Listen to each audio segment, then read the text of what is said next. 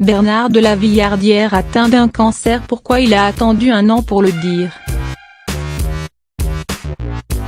Pendant un an, il a gardé le secret.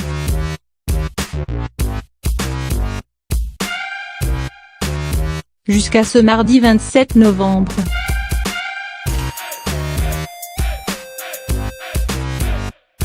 Bernard de la Villardière présentait à la presse l'émission Cap Horn à laquelle il a participé.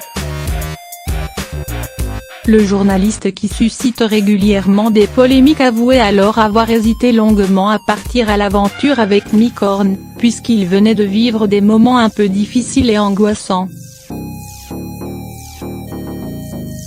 J'avais eu quelques semaines plus tôt un petit pépin de santé.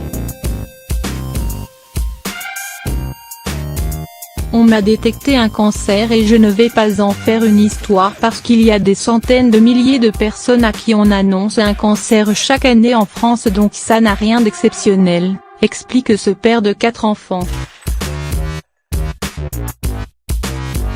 Il a tout de même subi 2 opérations et a même dû se faire enlever un bout d'oreille.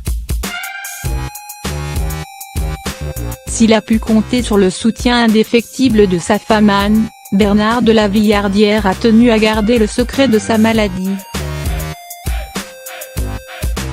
Seules quelques personnes de son entourage étaient dans la confidence, confirme Le Parisien.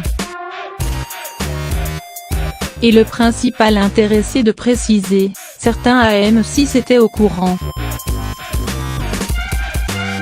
D'ailleurs, au moment du tournage de Cap Horn, en février dernier, ils lui ont demandé s'il souhaitait en parler. Je leur ai répondu que non.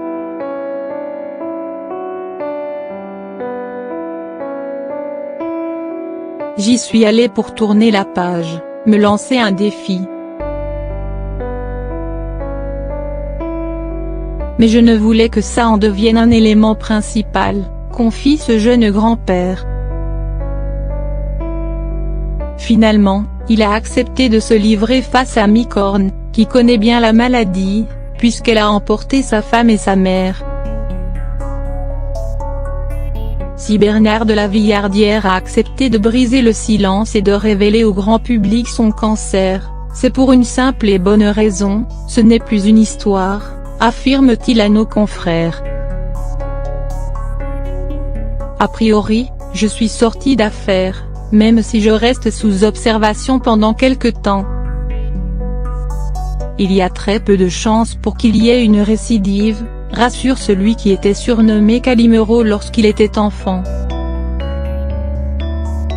Mais c'est également un moyen pour ce journaliste de 60 ans de faire de la prévention. C'est un moyen de parler du mélanome.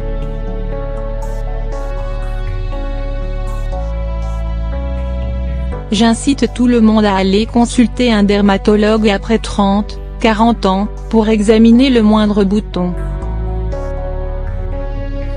Il y en a 300 000 à 400 000 cas de cancer détectés chaque année en France.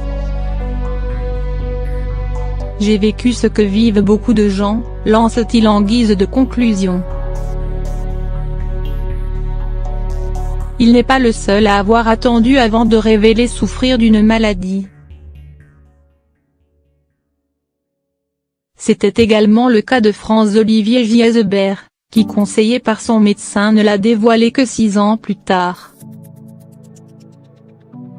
Ou encore de Patrick Chen, Evelyne Delia ou encore Catherine Laborde. Jean-Pierre Pernaut fait office d'exception pour avoir révélé instantanément être atteint d'un cancer.